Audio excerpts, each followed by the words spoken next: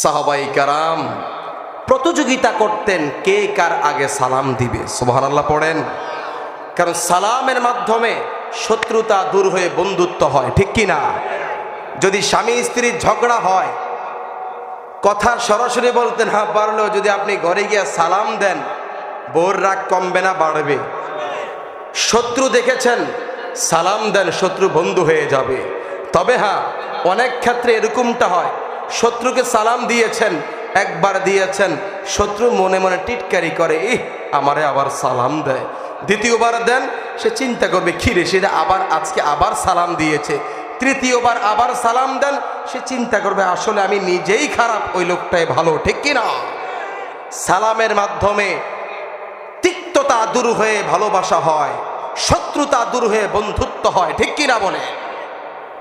প্রিয় ভাইয়েরা আমার, সালামের কেমন ফজিলত শুনুন। নবীজির সাহাবী হযরত আলী ইবনে আবি তালেব রাদিয়াল্লাহু আনহু থেকে হাদিস, নবী আমার বলছেন, এক মুসলমানের উপর অপর মুসলমানের 6টি দায়িত্ব আছে। বাবা জবান থাকলে বলুন কয়টি দায়িত্ব আছে? সবাই বলে নাই। এই কণ্ঠের হক আদায় করে চিৎকার মেরে বলুন কয়টি দায়িত্ব? এক মুসলমানের উপর অপর একজন মুসলমানের 6টি দায়িত্ব রয়েছে।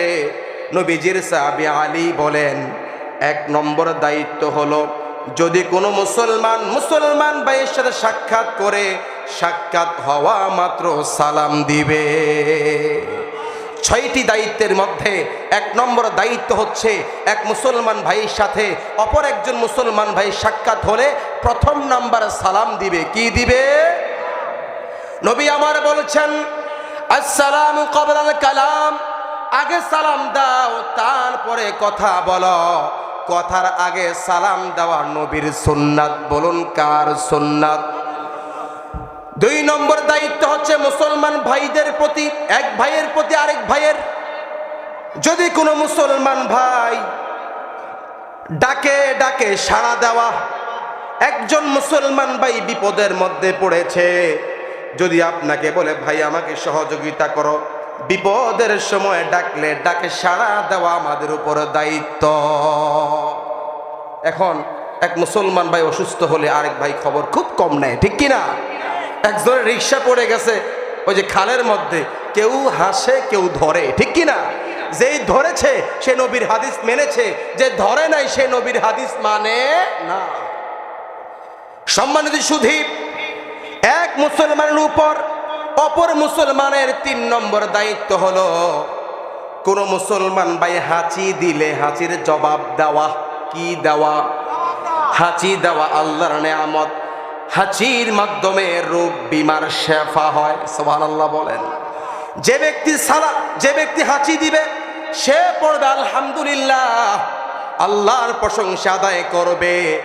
আর যে শুনবে সে বলবে ইয়ারহামুকাল্লাহ।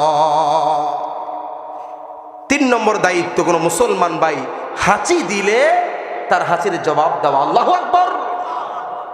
প্রিয় ভাইয়েরা আমার, 4 নম্বর দায়িত্ব হচ্ছে, কোন মুমিন ভাই যদি অসুস্থ হয়ে যায়, মুমিন ভাই এর সেবা করা। একজন মুসলমান ভাই অসুস্থ হলে তার সেবা করা, খোঁজ খবর নেওয়া, এটা নবীর হাদিস। পড়েন সুবহানাল্লাহ। 5 নম্বর দায়িত্ব হচ্ছে, কোন মুসলমান ভাই মারা গেলে তার জানাজায় অংশগ্রহণ করা। কোথায় অংশগ্রহণ করা? জানাজায় অংশগ্রহণ করা। 6 নম্বর দায়িত্ব হচ্ছে, মুসলমান নিজের জন্য যা পছন্দ করবে অন্য মুসলমান ভাইয়ের জন্য তাহাই পছন্দ করবে। সুবহানাল্লাহ পড়েন।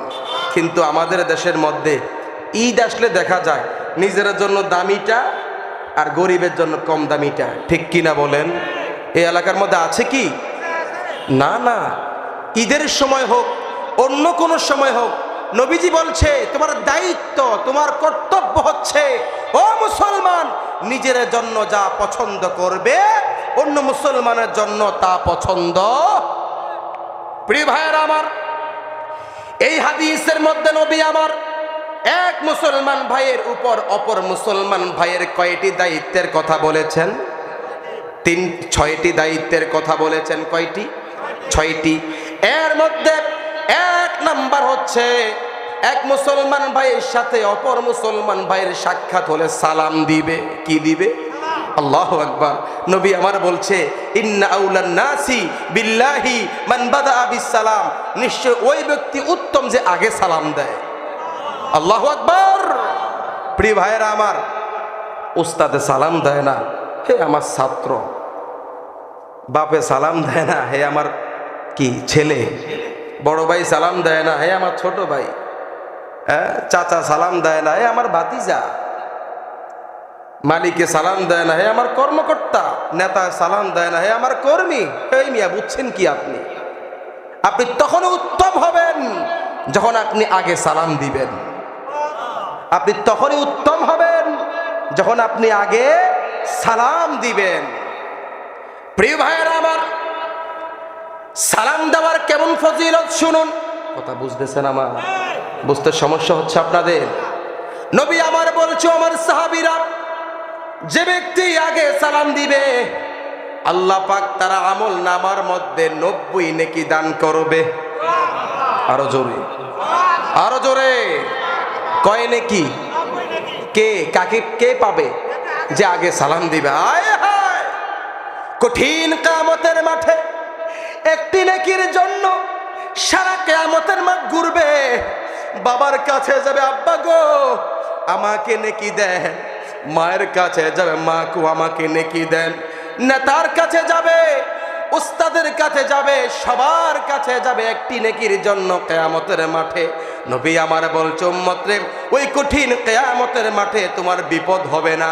তুমি দুনিয়ার মধ্যে দেখলেই সালাম দাও, দেখলেই সালাম দাও, দেখলেই সালাম দাও, আল্লাহ পাক তোমার আমল নামার মধ্যে 90 করে নেকি দান করবে। সালাম দেওয়া সুন্নতে মুআক্কাদা। প্রিয় ভাইয়েরা আমার, আমরা আশিক রাসূল, আল্লাহ কবুল করুক। আমরা আশিক রাসূল, এটি মুখে বলার বিষয় নয়, আমরা আশিক রাসূল কাজে বাস্তবায়ন করার বিষয়। ঠিক কিনা বলে? যে আশিক রাসূল সে মুসলমান ভাইকে দেখা মাত্রই সালাম দিয়ে দিবে। ঠিক কিনা? যে আশিক রাসূল সে মাথায় টুপি দিবে। কথা কয় না? যে আশিক রাসূল সে মুখে দাড়ি রাখবে। যে আশিক রাসূল সে জামাতের সাথে নামাজ আদায় করবে। কিন্তু আমাদের দেশের আশিক রাসূল, আজান হয়ে গেছে, জামাত চলছে, পাশে কৃষি জমিনে সিগারেট টানছে। ঠিক কিনা বলে? উপায় নাই। কি নাই? উপায় নাই। প্রিয় ভাইয়েরা আমার, আমরা নবীকে ভালোবাসি, এটি মুখে বলার বিষয় নয়। আমরা নবীকে ভালোবাসি, এটি কাজে বাস্তবায়ন করব। আল্লাহ কবুল করুক। 2 হাত তোলেন, এবার জোশে খোশে বলুন আল্লাহুম্মা আমিন। বলেন আল্লাহ, আরো জোরে আল্লাহ। আপনি আমাদেরকে মৃত্যু পর্যন্ত নবীজির সুন্নাতের আমল করার তৌফিক দান করুন, আমিন।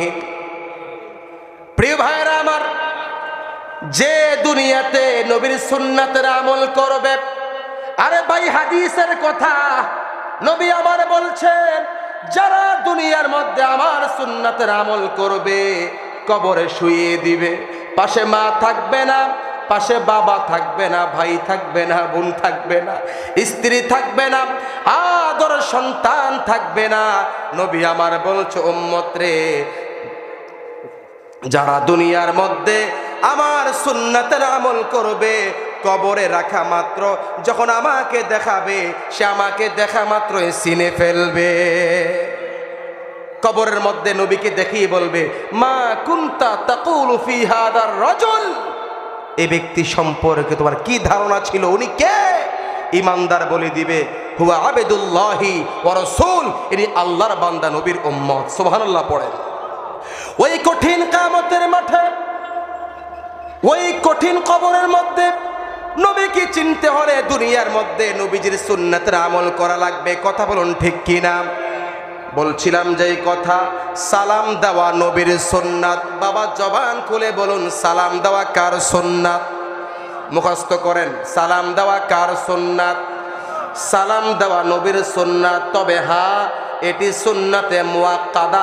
সালাম দেওয়া যেহেতু সুন্নাতে মুআক্কাদা, সেহেতু যদি কেউ সালাম না দেয় তার আমল নামার মধ্যে গুনাহ হবে। কি হবে? গুনাহ হবে। এবার আসুন, যে ব্যক্তি সালাম দিবে আল্লাহ রাব্বুল আলামিন তার আমল নামার মধ্যে 90টি নেকি দান করবে। আর যে ব্যক্তি সালামের জবাব নেবে, নবী আমার বলছে উম্মত রে, আল্লাহ পাক তোমাকে একেবারে খালি হাতে ফিরিয়ে দিবে না, আল্লাহ পাক তোমার আমল নামার মধ্যে 10টি নেকি দান করবে।